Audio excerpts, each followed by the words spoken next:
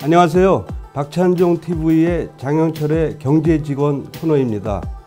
오늘은 내년도 예산안에 대해서 말씀을 드리도록 하겠습니다.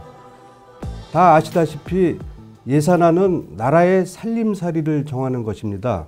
최근에 문재인 대통령도 국민의 대표인 국회에 가서 예산안을 설명을 하면서 조속하게 심의 의결해달라고 말씀을 드렸습니다. 예산안은 헌법에 의하면은 다음 회계년도 개시 30일 전까지 의결하도록 되어 있습니다. 그래서 매년 12월 2일까지 통과시키도록 되어 있습니다. 그런데 내년도 예산안을 보면은 이 규모가 사상 최대입니다. 513조 원이나 되는데 이 규모는 문재인 정부가 들어와서 재정 지출을 계속 늘리면서 앞으로도 더욱 늘리겠다는 의지의 표현입니다. 그런데 내년도 세금 등의 수입을 보면은 턱없이 부족합니다. 31조 5천억 원이나 부족한데 1인당 세부담이 750만 원이나 되는데도 불구하고 이건 너무 많습니다. 그리고 이 적자가 5년간 계속될 것으로 지금 전망을 하고 있습니다.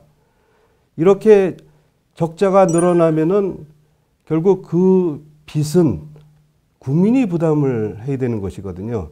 국민은 세금을 내면서도 한편으로는 엄청난 빚에 시달리는 상황이 돼서 걱정이 되지 않을 수가 없는 것입니다.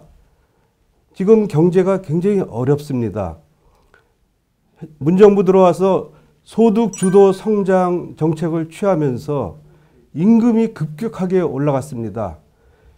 급격한 임금 인상을 기업들이 견디지를 못했습니다. 특히 자영업의 경우는 이 올라간 인건비를 감당할 수가 없는 처지가 돼서 문을 닫은 곳이 엄청나게 많습니다.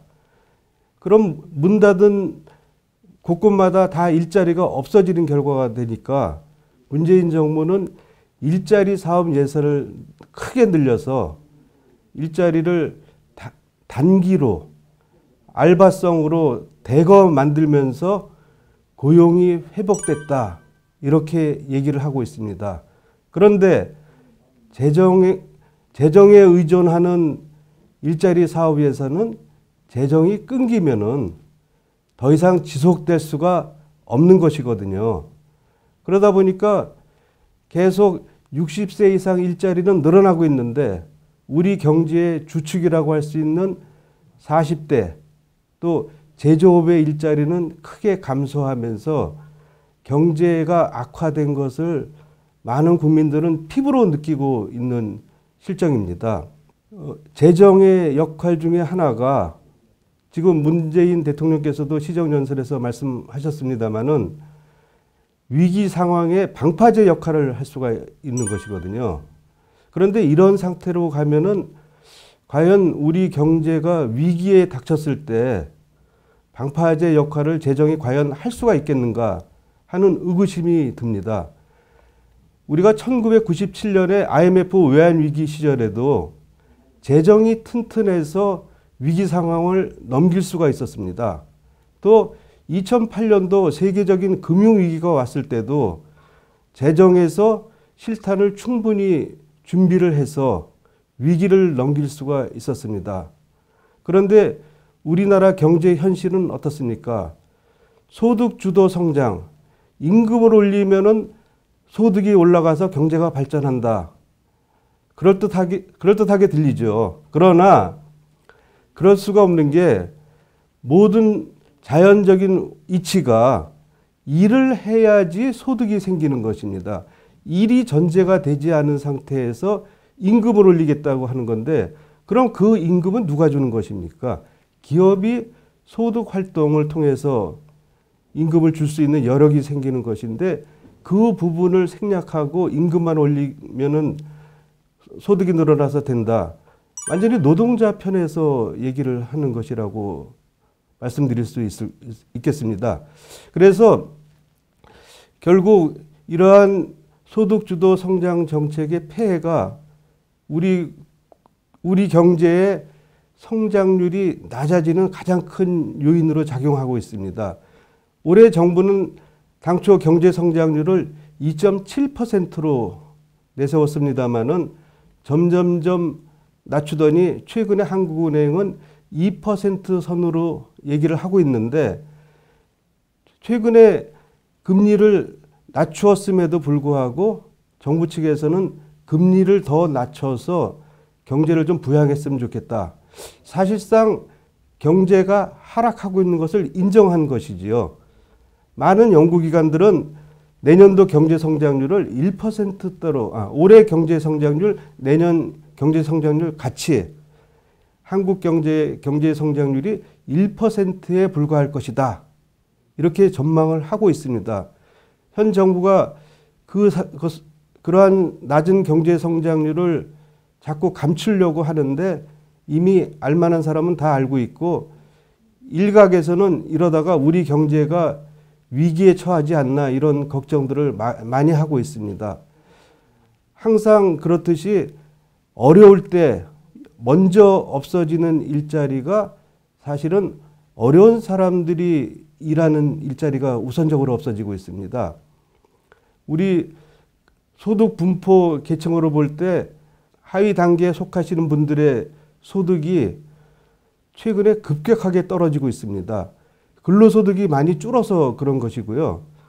그 근로소득이 줄어든 부분을 재정에서 보전을 하기 위해서 공적 이전 소득을 많이 주고 있는데, 그렇더라도 전체 소득 수준은 많이 낮아지고 있고, 최상위 소득 계층하고 대비를 해보니까 이 격차가 거의 IMF 외환위기 수준까지 비슷한 5.3배까지, 그것도 1분기에는 5.8배였는데 다소 좀 낮아지긴 했습니다만은 지난 정부보다도 훨씬 더 나쁜 실적을 기록하고 있는 상태입니다. 그래서 참 우리 경제가 어려움에도 불구하고 그 재정을 효율적으로 쓰고 그래야 되는데, 재정에서 계속 지출을 늘리면서 빚만 늘리는 결과가 되고 있으니 참 우리 경제가 앞으로 닥쳐올 위기를 어떻게 막아낼지 걱정이 되지 않을 수가 없습니다. 그런데 대통령께서는 우리 경제의 혁신과 포용의 힘이 살아나고 있고 경제도 회복세에 있다고 말씀하고 계십니다. 그런데 누가 이 말을 믿겠습니까? 현실의 어려운 상황을 다 겪은 사람들 입장에서는 도저히 와닿지 않는 얘기가 되는 것입니다. 그런데 문재인 대통령께서는 시정연설에서 또 공정이라는 단어를 작년보다 3배 수준으로 더 많이 말씀하셨습니다. 앞으로 이 막대한 빚을 우리 후손들이 갚아야 되는 상황이 벌어질 때 경제가 더욱더 발전이 되지 않으면은 이 빚을, 막대한 빚을 갚기가 상당히 지금 어려운 상황이 돼서 가뜩이나 청년 실업률이 실제 상황에서는 20%가 넘는다고 하는데, 이 청년들이 더 소득 활동을 하기도 어려운 상황에서 막대한 빚을 물려받을 때 우리나라가 어떻게 될까 걱정이 되지 않을 수 없습니다. 더구나 고령화가 진행이 되면서 이제 복지 예산을 크게 늘릴 수밖에 없는 단계에 접어들었는데, 우리가 예산 지출을 이렇게 방만하게 하고 또 지출된 예산도 성과를 못 내면서 낭비성으로 흘러갈 때 우리의 경제 상황은 매우 악화되지 않나 이런 생각이 듭니다. 소득 창출의 주역은 기업입니다. 기업이 더 경제 활동을 잘 할 수 있게 하고 또 일자리도 더 많이 만들고 원자재도 더 많이 사면서 관련 산업을 더 키우고, 그러면서 경제가 선순환될 수 있는 구도를 만드는 데 더 힘을 쓰셔야 될 것 같습니다. 이상으로 오늘 말씀 마치겠습니다. 경청해 주셔서 감사드립니다.